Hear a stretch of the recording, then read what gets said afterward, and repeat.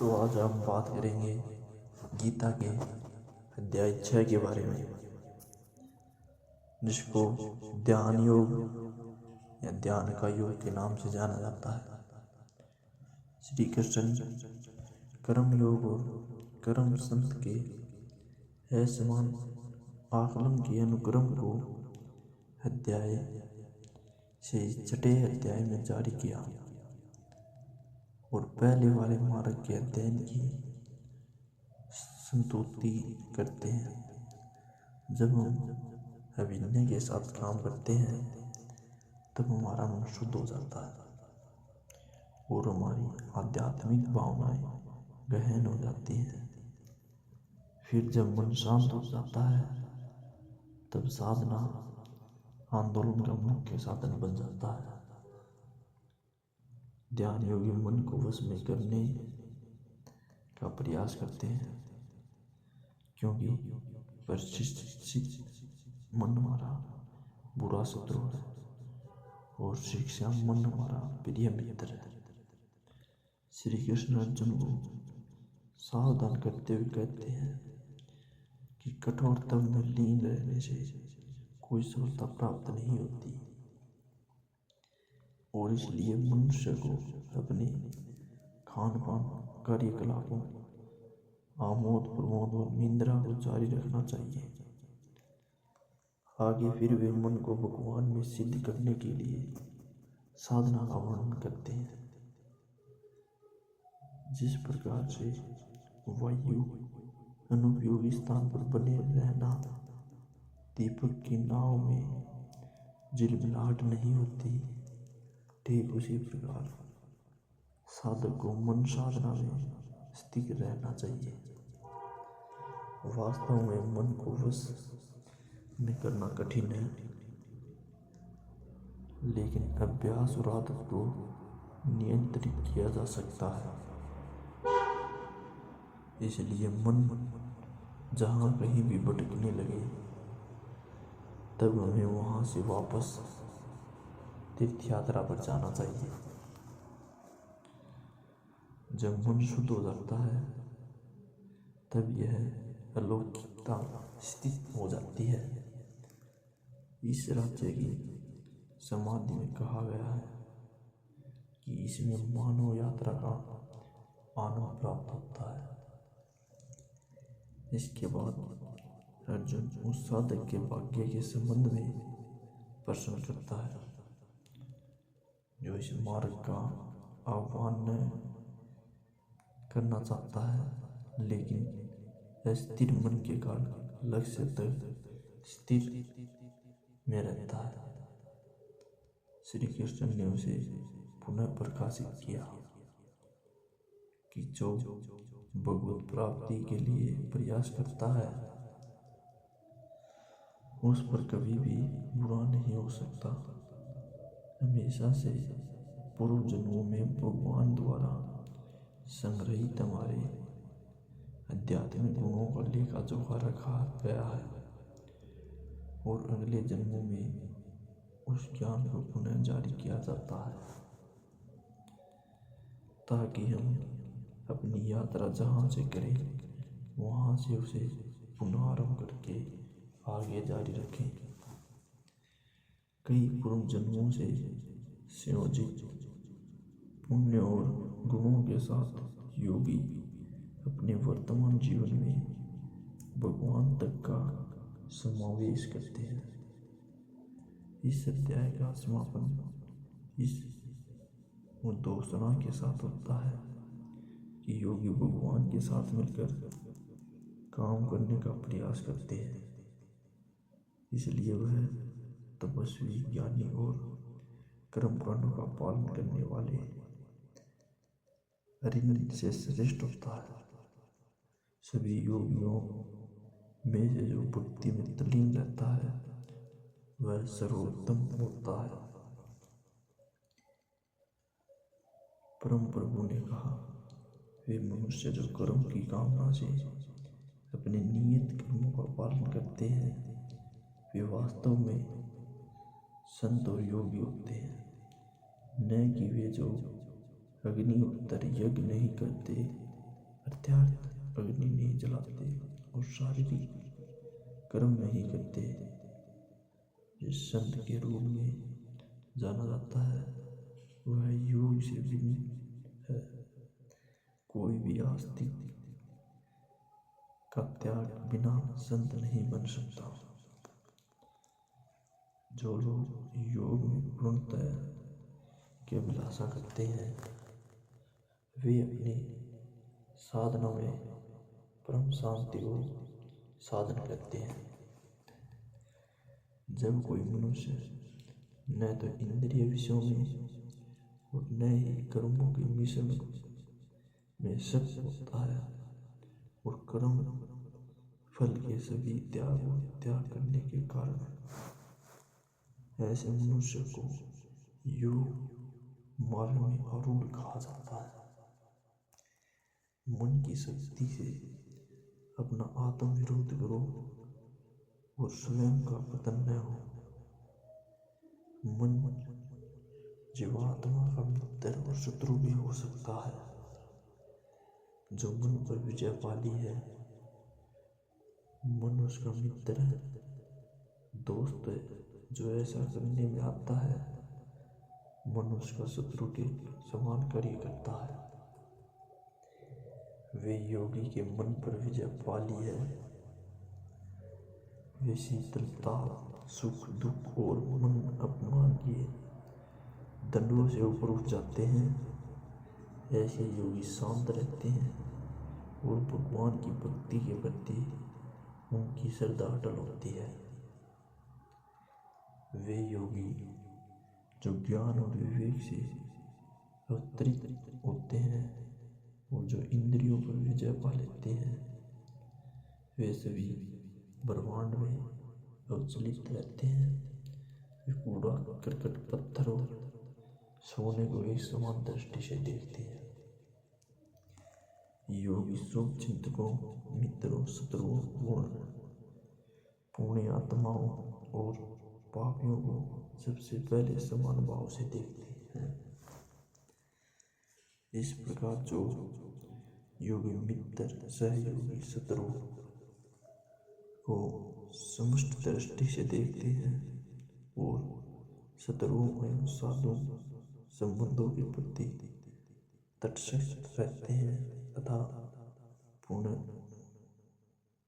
आत्माओं और पापियों के बीच सादृश्य रहते हैं। वे मध्य में विशिष्ट माने जाते हैं। योग की प्राप्ति के लिए इच्छुक साधकों को चाहिए कि वे एकांत स्थान पर रहें और मन एवं शरीर को नियंत्रित कर भगवान के चिंतन में लीन रहें और सभी इच्छाओं और सुखों का संग्रह करने से मुक्त रहें। योग अभ्यास के लिए भूमि पर स्वस्थ स्थान पर कुशा बिस्तर उसे मृंखला से प्राप्त करें और उसके ऊपर कपड़ा रखना चाहिए। प्रमाण बहुत ऊंचा या नीचा नहीं होना चाहिए। योगी को उस आसन पर दृढ़तापूर्वक विश्वास करते हुए मन को शुद्ध करने के लिए सभी प्रकार के विचारों और अभ्यासों को नियंत्रित करने के लिए बिंदु पर स्थिर करना चाहिए। उसे शरीर गर्दन और सिर को स्थिर रखना चाहिए और आँखों को हिलाए बिना नासिका के एक भाग पर दृष्टि स्थिर करनी चाहिए। इस प्रकार शांत बहरहित और अविचलित मन से ब्रह्मचार्य की प्रतिष्ठा में निरपेक्ष भाव से उस चेतन योगी के मन से बड़ा चिंतन करना और केवल मुझे ही अपना परम लक्ष्य बनाना चाहिए। इस प्रकार मन को संयमित रखने वाला योगी मन को तीर्थ निर्वाण प्राप्त करता है और मुझे स्थित परम शांति प्राप्त होती है। हे अर्जुन, जो लोग बहुत अधिक या कम नींद लेते हैं वे योग में सफल नहीं हो सकते, लेकिन जो आहार और आमोद प्रमोद का संयम रखते हैं, कर्म को स्थिर रखते हैं और निद्रा पर नियंत्रण रखते हैं, वे योग का अभ्यास कर अपने दुखों को कम कर सकते हैं। पूर्ण रूप से अनुशासित तरीके से जो अपने मन को वीडियो और लालसाओं से शुरुआती सीख लेते हैं और इसे अपनी आत्मा के सर्वश्रेष्ठ लाभ में लगा देते हैं, ऐसे अभ्यास को योग में स्थित कहा जा सकता है। और वे सभी प्रकार की इंद्रिय लालसाओं से मुक्त हो जाते हैं। जिस प्रकार के वायुराधन स्थान में दीपक की ज्योति झिलमिलाती है, उसी प्रकार से संयमित मन वाला योगी आत्मचिंतन में स्थित रहता है। जब मन भौतिक कार्यों से दूर कर योग के अभ्यास में स्थित हो जाता है, तब योगी शुद्ध मन से आत्म तत्व को देख सकते हैं और आंतरिक आनंद में मग्न हो सकते हैं। योग में चरम आनंद की अवस्था को समाधि कहा जाता है, जिसमें मनुष्य दिव्य आनंद प्राप्त करता है और इसमें स्थित मनुष्य परम सत्य के मार्ग में विपथ नहीं होता है। ऐसी स्थिति प्राप्त कर कोई और कुछ श्रेष्ठ पाने की इच्छा नहीं रखता। ऐसी सिद्धि प्राप्त करने से कोई भी मनुष्य बड़ी से बड़ी आपदाओं में नहीं पड़ता। दुख के संयोग से वियोग की अवस्था को योग के रूप में जाना जाता है। इस योग का दृढ़ संकल्प कृत संकल्प के साथ विनाश से मुक्त पालन करना चाहिए। संसार के चिंतन से पुनः त्याग कर हमें मन इंद्रियों द्वारा सभी ओर से त्याग करना चाहिए। फिर धीरे धीरे धीरे आध्यात्मिक बुद्धि के साथ मन केवल भगवान में स्थित हो जाएगा और भगवान के आंतरिक कुछ नहीं सोचोगे। जब और जहाँ भी मन शांत और स्थिर होकर भटकने लगे, तब उसे वापस स्थित करते हुए भगवान की ओर ध्यान केंद्रित करना चाहिए। योगी का मन शांत हो जाता है और चित्रित आकृतियों के वश में हो जाता है, और जो निष्पाप है, जिस प्रत्येक वस्तु का संबंध भगवान से साथ जुड़ा है, उसे अलौकिक आनंद प्राप्त होता है। इस प्रकार आत्म संयमी योगी आत्मा कल को भगवान में निर्मित कर भौतिक रूप से मुक्त हो जाता है और धार्मिक भगवान में तल्लीन उसकी दिव्य प्रेममयी भक्ति में परम सुख प्राप्त करता है। सच्चा योगी अपने स्वयं को भगवान के साथ एक समान दृष्टि से देखता है। वे जो मेरे लिए सर्वोत्तर हैं और प्रत्येक वस्तु को देखते हैं, मैं उनके लिए कभी अदृश्य नहीं होता और वे मेरे लिए अदृश्य नहीं होते। जो योगी मुझसे एक निष्ठ हो जाता है और सभी प्रकार के कर्मों को ईश्वर के रूप में देखता है, मुझे देखकर श्रद्धापूर्वक मेरी भक्ति करता है, वह सभी प्रकार के कर्म भी केवल मुझसे ही स्थित होता है। मैं उन पूर्ण सिद्ध योगियों का सामना करता हूँ जो कभी कठिन विपत्तियों में वास्तविक समानता के दर्शन करते हैं और सिद्धांतों के सुखों और दुखों के प्रति जैसे ऐसी प्रतिक्रिया व्यक्त करते हैं कि वे उनमें अपने सम्मान है। अर्जुन ने कहा, हे मधुसूदन, आपने जिस योग पद्धति का वर्णन किया है वह मेरे लिए अभ्यासिक और प्रयोगात्मक है, क्योंकि मेरा मन चंचल है। हे कृष्ण, क्योंकि मैं अति चंचल, अशांत, हाथी और बलवान है, मुझे वायु के खतरनाक मन को वश में करना बेहद कठिन लगता है। भगवान श्री कृष्ण ने कहा, हे महानुभाव कुंती पुत्र, जिसने कहा है वह सत्य है। मन को नियंत्रित करना वास्तव में कठिन है। व्यावसायिक अभ्यास और कार्यपालिका को इसके द्वारा नियंत्रित किया जा सकता है।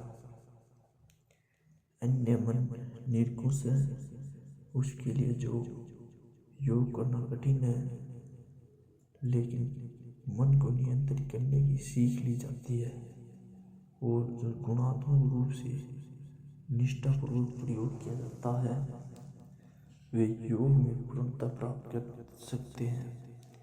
ये मेरा मत है।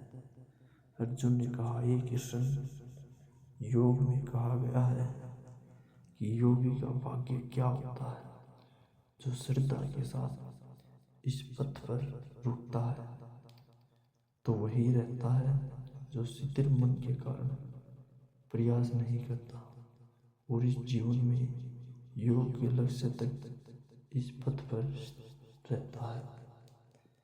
हे महानुभाव कृष्ण, कौन से योग से पथ विशेष व्यक्तित्व भौतिक आध्यात्मिक सफलताओं से उत्तीर्ण नहीं होता और छिन छिन दीपावली की बाती विनाश नहीं होता, जिसके परिणाम स्वरूप वह किसी भी लोक में स्थान नहीं पाता। हे कृष्ण, कृपया मेरे इस संदेश का पूर्ण बचाव करें, क्योंकि आपके अतिरिक्त कोई और नहीं है जो ऐसा कर सके। भगवान श्री कृष्ण ने कहा, हे पार्थ पुत्र, आध्यात्मिक पथ का उपदेश करने वाले योगी का न तो कोई इस लोक में और न ही परलोक में विनाश होता। मेरे प्रिय मित्र, भगवत प्राप्ति के मार्ग पर चलकर बुरे लोगों को हराया नहीं जा सकता। दलित योगी की मृत्यु के बाद पुण्य दृश्यों के लोक में मिलते हैं। कई वर्षों तक वहाँ निवास करने के बाद वे पृथ्वी पर कुलीन या धनवानों के कुल में पुनः जन्म लेते हैं, या जब वे दीर्घकाल तक योग के अभ्यास से उदासीन हो जाते हैं तब उनका जन्म दिव्य ज्ञान से मूल परिवार में होता है। दुनिया में ऐसा जन्म बेहद दुर्लभ है। ये कुरुवंशी ऐसा जन्म लेकर वे पिछले जन्म के ज्ञान को पुनः जागृत करते हैं और योग में पूर्णता के लिए और अधिक कठिन परिश्रम करते हैं। वास्तव में जो अपने पूर्व जन्मों में आत्म संयम के बल पर अपनी इच्छा के अनुसार सर्वतः भगवान की ओर आकर्षित होते हैं, ऐसे जिज्ञासु सार भक्ति रूप से शास्त्रों के कर्म कांडों से ऊपर उठ जाते हैं।